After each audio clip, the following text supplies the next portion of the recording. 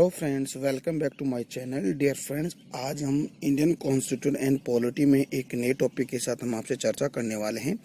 और आज का हमारा जो टॉपिक है संविधान और राज्य व्यवस्था। ठीक है डियर फ्रेंड्स, आज का टॉपिक है कॉन्स्टिट्यूशन एंड पॉलिटी। देखिए, हम दोनों में डिफरेंस की बात अपन करेंगे कि संविधान यानी कि कॉन्स्टिट्यूशन क्या है और पॉलिटी क्या है। देखिए डियर फ्रेंड्स, स्टार्ट करते हैं आज का हमारा टॉपिक संविधान यानी कि कॉन्स्टिट्यूशन। देखिए, कॉन्स्टिट्यूशन होता क्या है, यानी कि संविधान उन प्रावधानों का संग्रह है। देखिए डियर फ्रेंड्स, जो कॉन्स्टिट्यूशन है ये सिर्फ क्या है, एक प्रावधानों का संग्रह है। ठीक है, और इन प्रावधानों के संग्रह को हम क्या कहते हैं, कॉन्स्टिट्यूशन कहते हैं। देखिए, संविधान उन प्रावधानों का संग्रह है जिसके आधार पर किसी भी देश का शासन चलाया जाता है। यानी कि इन प्रावधानों के माध्यम से ही आप किसी भी देश का शासन यानी कि जो शासन तंत्र है उसको हम चला सकते हैं सुचारू रूप से, बहुत ही बढ़िया तरीके से। तो डियर फ्रेंड्स, बात समझ में आई? एक बार इसको फिर से देख लीजिएगा। देखिए, संविधान उन प्रावधानों का संग्रह है जिसके आधार पर किसी देश का शासन चलाया जाता है, उसको हम कॉन्स्टिट्यूशन कहते हैं, यानी कि संविधान कहते हैं। डियर फ्रेंड्स, एक कोटेशन है संविधान शक्ति का मानचित्र है, यानी कि constitution is a power map. ठीक है, संविधान शक्ति का मानचित्र है। कैसे शक्ति का मानचित्र है? देखिए डियर फ्रेंड्स, जैसे आप जिस प्रकार आप एक मानचित्र के माध्यम से किसी भी देश की जो सीमा है, बॉर्डर है, उसको आप निर्धारित कर सकते हो, उसी प्रकार संविधान निम्न की शक्तियों को निर्धारित करता है। यानी कि जिस तरह एक मैप होता है, जो मैप किसी भी देश की सीमाओं को निर्धारित करता है, वैसे ही जो संविधान है, यानी कि जो संविधान है जो निम्न शक्तियों को निर्धारित करता है। वो कैसे करता है? देखिए, जैसे अगर हम बात करें, मानचित्र की बात करें कि जैसे हमारे भारत और पाकिस्तान की सीमा को निर्धारित करता है रेड क्लिफ रेखा।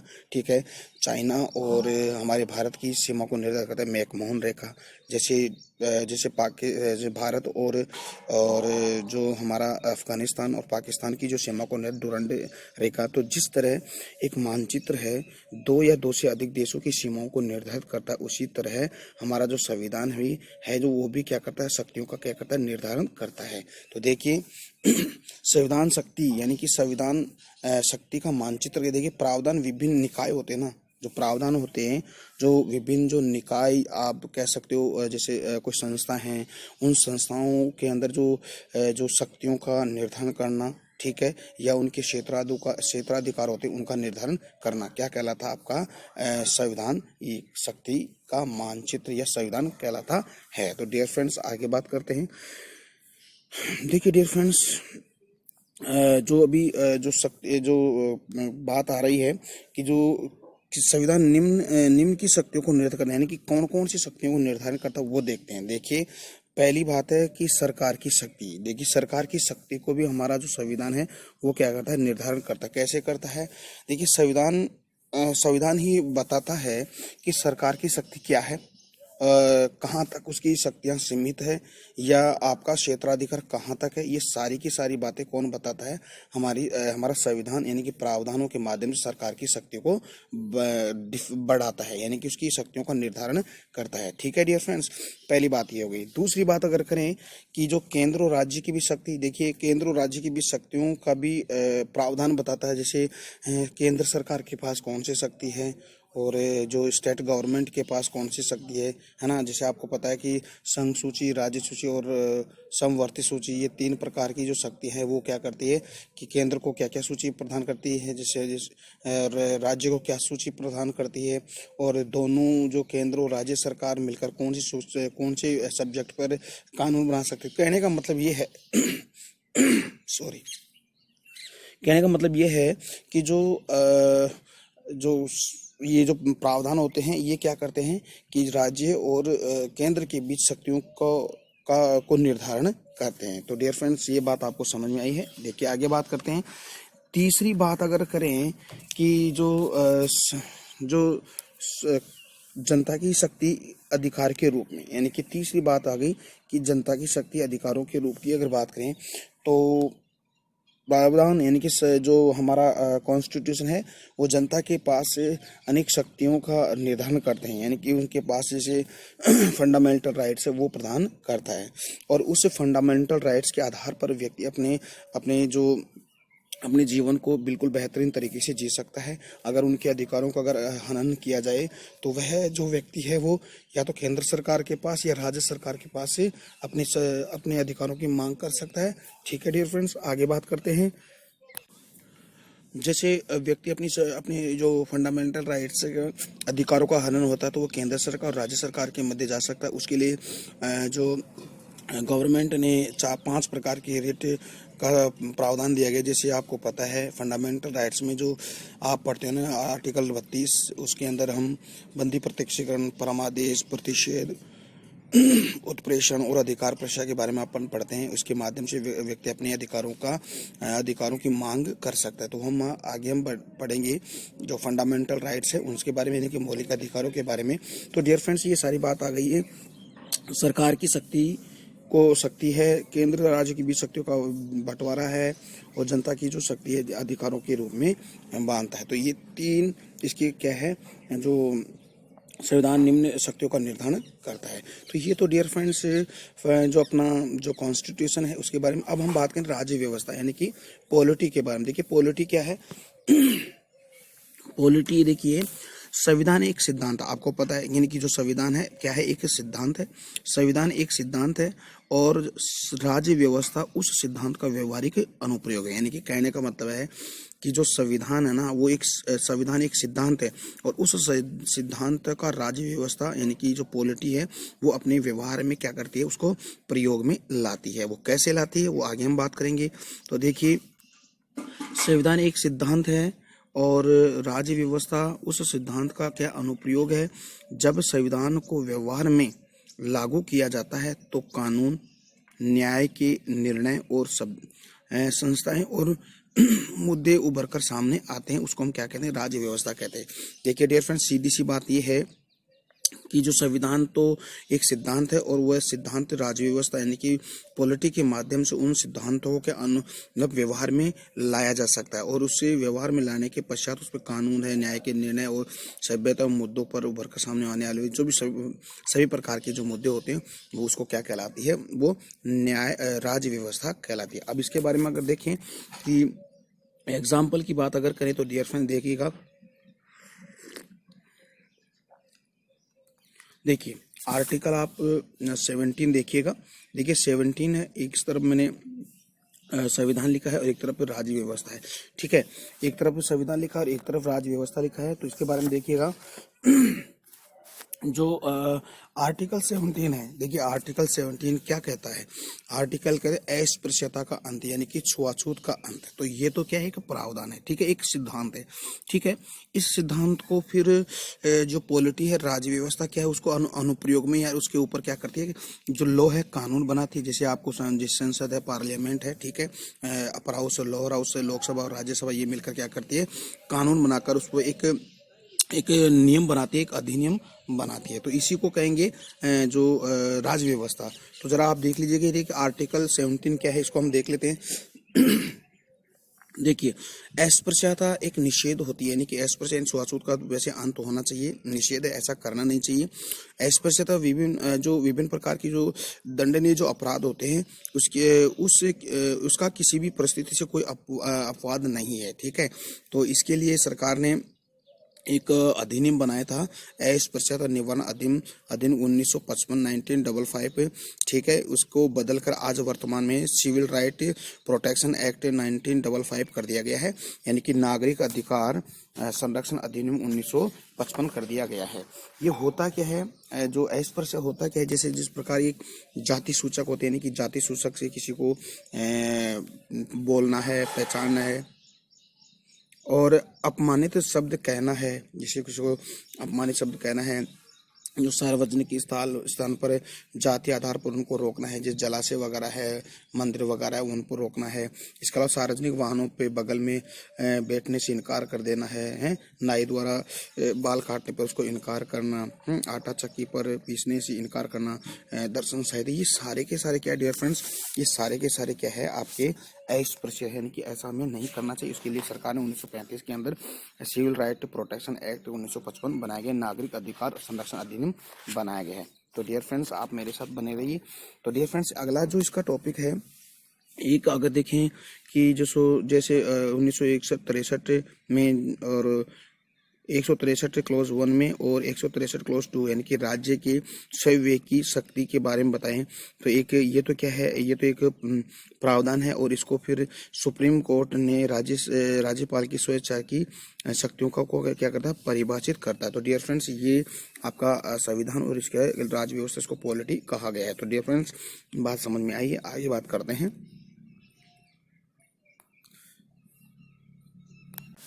अब देखिए डियर फ्रेंड्स, हम बात करने वाले हैं जो संविधान है, संविधान के कुछ संविधान के कुछ पार्ट्स के बारे में बात करेंगे। देखिए पार्ट्स की अगर बात करें तो संविधान को देखिए किस किस पार्ट्स में विभाजित डिवाइड किया गया है। देखिए एक तो भाग है, ठीक है, भाग यानी कि पार्ट्स को हम फिर चैप्टर में यानी कि अध्याय में डिवाइड किया है, अध्याय में बांटा गया है। फिर आर्टिकल्स अनुच्छेद में बांटा गया है। फिर क्लॉज यानी कि परंतुक में बांटा गया है, ठीक है, और परंतुक को फिर उप परंतुक यानी सब क्लॉज के अंदर बांटा गया है। तो डियर फ्रेंड्स, ये बात आपको समझ में आई है। देखिए एक बार फिर से देखिएगा, यानी कि भाग को अध्याय, अध्याय को अनुच्छेद, अनुच्छेद को परंतुक और परंतुक को हम उप परंतुक में डिवाइड किया गया है। भाई आपको पता है कि 22 भाग हैं वर्तमान हमारे कॉन्स्टिट्यूशन में, और 22 भाग है यानी कि मूल संविधान के अंदर 22 भाग है, और आज वर्तमान देखें तो 25 पे इसके पार्ट्स हैं, ठीक है। फिर अगर देखें आर्टिकल की बात करें कि आर्टिकल अभी जो मूल संविधान में 395 यानी कि 395 है, और आज वर्तमान 465 यानी कि 465 इसके आर्टिकल हैं, ठीक है डियर फ्रेंड्स। तो देखिए, तो ये तो पार्ट इसके भाग हो गए। अध्याय की अगर बात करें कि अध्याय होता क्या है, जैसे माना कि आप जो फंडामेंटल राइट्स है, फंडामेंटल राइट्स है कि आर्टिकल 14 है, जैसे आर्टिकल जो 14 है, और 14 के अंदर कहा गया है कि कानून की नज़र में सभी क्या है, समान है, ठीक है। जैसे समानता का अधिकार, ठीक है, स्वतंत्रता का अधिकार, शोषण के विरुद्ध अधिकार, ये क्या हो गए, चैप्टर हो गए डियर फ्रेंड, ठीक है। तो फंडामेंटल राइट के अंदर भी हम क्या अध्ययन चैप्टर में इसको डिवाइड किया है, जैसे समानता का अधिकार, स्वतंत्रता, शोषण के विरुद्ध अधिकार, संवैधानिक उपचारों का अधिकार, ठीक है। तो ये इसकी क्या हो गए, चैप्टर हो गए, ठीक है। अब बात आती है कि अनुच्छेद, आर्टिकल। देखिए आर्टिकल आपको पता है कि आर्टिकल कितने हैं, 395 यानी 395 है, ठीक है डियर फ्रेंड्स। और उनको भी फिर आर्टिकल को भी हम जो क्लॉज के अंदर बांटा गया है। देखिए क्लॉज, फिर क्लॉज को भी उप क्लॉज, ठीक है, यानी कि उप क्लॉज यानी कि सब क्लॉज उप परंतु ये सब क्लॉज में डिवाइड किया गया। देखिए डियर फ्रेंड्स, आपको देखिए कैसे इसको पढ़ना है। अगर आता है जैसे ये तो क्या हो गया, आर्टिकल, यानी कि आर्टिकल 19 क्लोज 1 और सब क्लोज ए, ठीक है, ये आप इसको पढ़ सकते। देखिए कैसे पढ़ेंगे, जैसे आर्टिकल 19 फिर इसको क्लोज 1 सब क्लोज ए, इसको ऐसे पढ़ेंगे, ठीक है। एक बार फिर से देखिएगा देखिए आर्टिकल 19 है, क्लोज 1 सब क्लोज आपका ए है, ठीक है। इधर भी देखिएगा आप, देखिए अगर देखिए बात करें तो जैसे आर्टिकल 39 और ए, ठीक है, इसको आप कैसे पढ़ोगे, आर्टिकल 39 क्लोज ए, यह एक स्वतंत्र अनुच्छेद नहीं है, क्योंकि ये क्या है, स्वतंत्र अनुच्छेद नहीं है, क्योंकि इसमें सब क्लोज लगा हुआ, ठीक है। लेकिन अगर आप कैपिटल ए लगाओगे, 39 कैपिटल ए यानी कि क्लोज ए एंड 39 क्लोज ए, तो ये क्या है, एक स्वतंत्र क्या हो गया, आपका आर्टिकल हो गया। तो डियर फ्रेंड्स, ये बात आपको ध्यान रखनी है। देखिए 90 जैसे क्लोज, ठीक है, आर्टिकल क्लोज के सब क्लोज, ठीक है। तो ये बात आपको ध्यान रखें। तो यहाँ पर आपको ये चीज दिख रही है, तो ये तो क्या हो गया आपका, जैसे आर्टिकल 39 ए ब्रैकेट के अंदर, ये तो आपका स्वतंत्र अनुच्छेद नहीं है। इसको पढ़ेंगे कैसे, आर्टिकल 39 क्लोज ए, ठीक है। अगर आप कैपिटल ए यानी कि ये ब्रैकेट ना लगे हुए है और कैपिटल ए लगा हुआ है, तो उसको क्या बोलेंगे, 39 ए बोलेंगे। यहाँ पर क्लोज लोज की बात नहीं है, यहाँ पर 39 ए है, तो ये क्या है, एक फ्रीडम आर्टिकल यानी कि स्वतंत्र आर्टिकल। तो आई होप आपको ये चीज समझ में आई होगी। अगर बात करें हम पार्ट्स की, देखिए पार्ट्स क्या होता है, एक तरह से नियम एक जगह रहे, यानी कि इसमें क्या है, जो भी नियम कायदे कानून है वो सारे के सारे सुविधा के लिए हम इसको पार्ट में डिवाइड किया, यानी कि एक तरह से नियम एक जगह क्या रहेंगे, संग्रहित रहेंगे, उसको बोलेंगे पार्ट बोलेंगे, ठीक है डियर फ्रेंड्स। तो ये सुविधा की दृष्टि से हम इसको देखते हैं। आगे अगर बात करें अगली बात अगर करें तो देखिए डियर फ्रेंड्स, आप अनुसूची, अनुसूची यानी कि स्केड्यूल क्या होता है, ठीक है, स्केड्यूल क्या होता है, देखिए इसको पढ़िए। अनुसूची संविधान के अंत, यानी कि अनुसूचियां होती है ना, संविधान के अंत में दी गई विषयों की एक सूची होती है, एक सब्जेक्ट की एक सूची होती है, जो संविधान के किसी अनुच्छेद यानी कि आर्टिकल अन्य प्रावधानों की व्याख्या करती है, ठीक है। तो वेरी वेरी इंपॉर्टेंट है। एक बार फिर से देखिएगा, जो स्केड्यूल क्या होती है, कि देखिए स्केड्यूल स्केड्यूल क्या होती है कि अनुसूची संविधान के अंत, यानी कि संविधान के अंत में होती है, और विषयों की वह सूची है जिसको संविधान के किसी अनुच्छेद को या अन्य प्रावधानों की क्या करती है, बिल्कुल बहुत ही बेहतरीन तरीके से क्या करती है, व्याख्या करती है, ठीक है। जिस तरह आपको पता है कि जैसे जो राज्य क्षेत्र है, ठीक है, फर्स्ट जो आपका आर्टिकल यानी कि पार्ट 1 है, भाग है, और संघ राज्य क्षेत्र यानी कि यूनियन टेरिटरी उसका 7वां है, तो इसमें 7 है। तो इसमें कहने का मतलब है, तो ये क्या करती है, उसका परिभाषित करती है, उसकी व्याख्या करती है। तो आई होप ये चीज़ आपको समझ में आई है। डियर फ्रेंड्स, आगे बात करते हैं। देखिए बहुत इंपॉर्टेंट टॉपिक आने वाला फिर, देखिए अब देखिए संविधान का वर्णन करते हैं हम, यानी कि जो हमारा जो कॉन्स्टिट्यूशन है उसका हम वर्णन करते हैं। देखिए संविधान में किस किस बातों का, एक तो दर्शन की बात करते हैं, यानी कि दर्शन 1/3 इसमें दर्शन की बात होती है।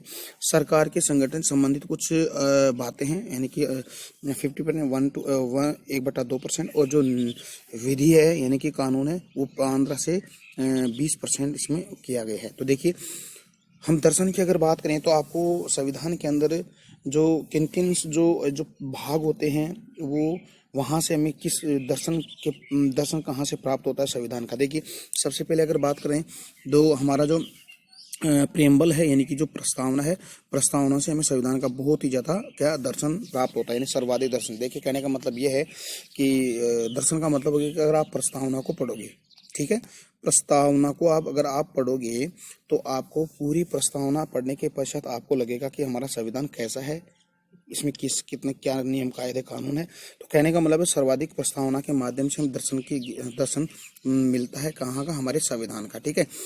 फिर इसमें हम बात करेंगे कि जो इसके बाद में हम दूसरा जो दर्शन प्राप्त हमें फंडामेंटल राइट्स होते हैं, ठीक है, ये फंडामेंटल राइट्स के माध्यम से भी संविधान के दर्शन हमें प्राप्त होते हैं। फिर हम राज्यों की जो नीति निर्देशक तथा और जो हमारी ड्यूटीज़ है यानी कि मौलिक कर्तव्य, इनसे भी हमें क्या मिलते हैं, हम दर्शन की बातें मिलती हैं। इसके अलावा इसके अलावा अन्य, यानी कि विविध और अन्य क्या है, नागरिकता, ठीक है, केंद्र राज्य संबंध की बात होती है, निर्वाचन होती है, पंचायत और नगर पालिका है। तो ये आपका विविध, इसके माध्यम से भी आपको इस चीज़ का वर्णन मिलता है। अब बात आती है, बहुत इंपॉर्टेंट बात है, सरकार के गठन से संबंधित कुछ बातें हैं, तो उसको हम देख लेते हैं। देखिए डियर फ्रेंड्स, देखिए आप पढ़ गए यानी कि जो सरकार होती है ना, यानी गवर्नमेंट होती है, सरकार के कितने अंग होते हैं, 3 अंग होते हैं, ठीक है। एक तो होता है आपका विधायिका, जिसको हम व्यवस्थापिका भी बोलते हैं, एक होता है आपकी कार्यपालिका, और एक होती है हमारी न्यायपालिका, ठीक है डियर फ्रेंड्स। तो देखिए इन तीनों का जो वर्क है वो अलग अलग है। जैसे अगर विधायिका और जैसे व्यवस्थापिका की अगर बात करें, तो व्यवस्थापिका यानी कि विधायिका क्या करती है, कानूनों को निर्माण करती है, ठीक है, यानी कि कानून बनाने का काम कौन करती है, विधायिका करती है, ठीक है। और फिर जो कार्यपालिका होती है, कार्यपालिका उन कानूनों को क्या एग्जीक्यूट यानी कि उनको लागू करती है। अगर लागू करने के पश्चात उनमें कोई त्रुटि है, कुछ गलतफहमी होती है, तो वो क्या करते हैं, न्यायपालिका उसमें न्याय का काम करते हैं। तो यही बात हम देखते हैं। तो हम आगे जो भी हमारा जो कॉन्स्टिट्यूशन रहेगा वो हमारे जो 3 अंग होते हैं उनके ऊपर डिपेंड है। देखिए डियर फ्रेंड्स, हम बात करते हैं विधायिका, इसको हम क्या कहेंगे, व्यवस्थापिका भी कहते हैं, क्या, व्यवस्थापिका भी जो व्यवस्थापिका, उसको व्यवस्थापिका बोलते हैं विधायिका को। तो इसका काम क्या है, देखिए पहले तो हम देखते हैं इसमें क्या क्या बात आती है, यानी कि सेंट्रल गवर्नमेंट और संसद, यानी कि जो पार्लियामेंट है, ठीक है, केंद्र में, यानी कि lower house, upper house, Lok Sabha और राज्यसभा इसमें आती है। इसके अलावा जो राज्य की जो विधानमंडल है, यानी कि विधानसभा और विधान परिषद, तो वो किस में आती है, आपकी विधायिका यानी व्यवस्थापिका में ही आती है।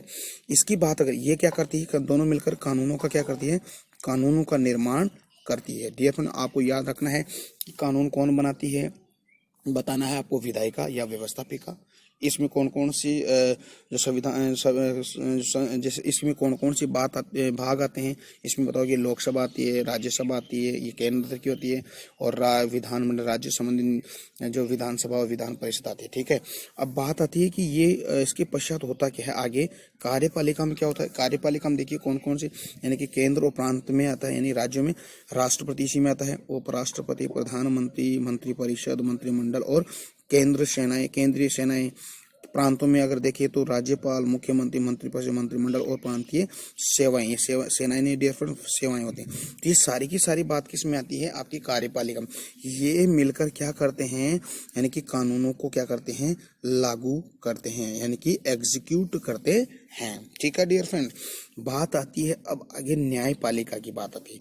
तो देखिए न्यायपालिका की अगर बात करें तो देखिए इसमें न्यायपालिका में क्या करते हैं कि कार्यपालिका ने अगर कानून बना दी है और उसको व्यवस्थापिका ने कानून बना दी है और कार्यपालिका ने उन कानूनों को लागू कर दिया गया है। अगर वो कानून जनता के कल्याण के विरुद्ध है, जनता के हित में नहीं है, तो न्यायपालिका उनको क्या कर देती है, खारिज कर देती है, खत्म कर देती है। उसको वह कहलाती है न्यायपालिका। तो न्यायपालिका आपको SC supreme court, HC high court और डीसी यानी डिस्ट्रिक्ट कोर्ट, इसके अलावा और भी है अधीनस्थ न्यायालय होते हैं। ठीक है, तो देखिए सुप्रीम कोर्ट है, हाई कोर्ट है, जिला न्यायालय है और इसके अलावा अधीनस्थ न्यायालय वगैरह होते हैं।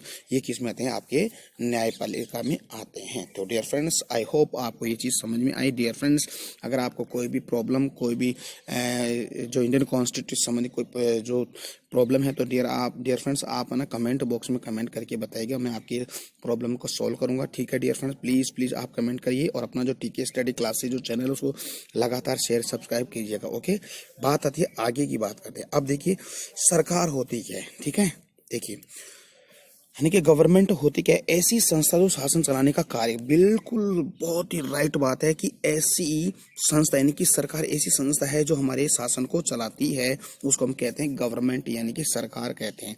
तो सरकार के 3 अंग होते हैं, विधायिका, व्यवस्थापिका कहते हैं, कार्यपालिका और न्यायपालिका। ओके, तो विधायिका काम आपको पता है कानून बनाने का कार्य करती है, यानी कि कानून बनाने का, यानी राज्यसभा लोकसभा दोनों मिलकर बनाती है। फिर जब कानून बनता है तो जो कार्यपालिका उसको एग्जीक्यूट यानी कि लागू करती है, यानी कि लागू करने का काम कौन करती है, कार्यपालिका।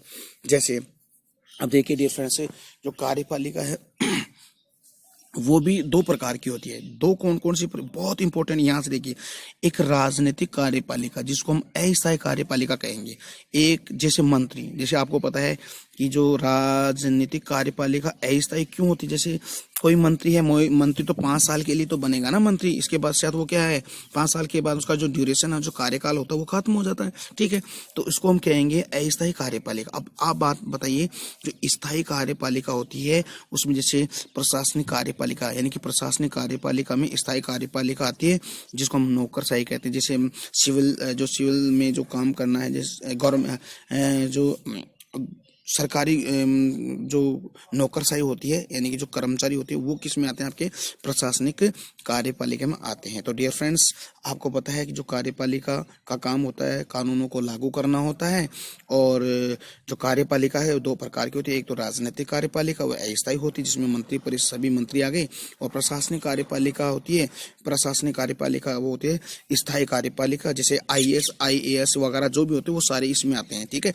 और स्थायी कार्यपालिका होती है उसको हम कहेंगे नौकरशाही कहेंगे। तो डियर फ्रेंड्स, आई होप आपको ये चीज़ समझ में आई है। ओके जी, आगे बात करते हैं, हम न्यायपालिका की बात करते हैं। तो न्यायपालिका क्या करती है, विवाद होने पर न्याय देने का कार्य करती है। अगर आपको पता है कि जब जो कार्यपालिका है कानूनों को एग्जीक्यूट कर देती है, अगर वो है जनता के विरुद्ध है, जनता के कल्याण के अहित में है, तो जो न्यायपालिका क्या करती है उन कानूनों को क्या कर देती है, रद्द कर देती है, यानी कि विवादों पर न्याय देने का कार्य करती है, उसको हम न्यायपालिका कहते हैं। आई होप डियर फ्रेंड्स आपको ये चीज़ समझ में है।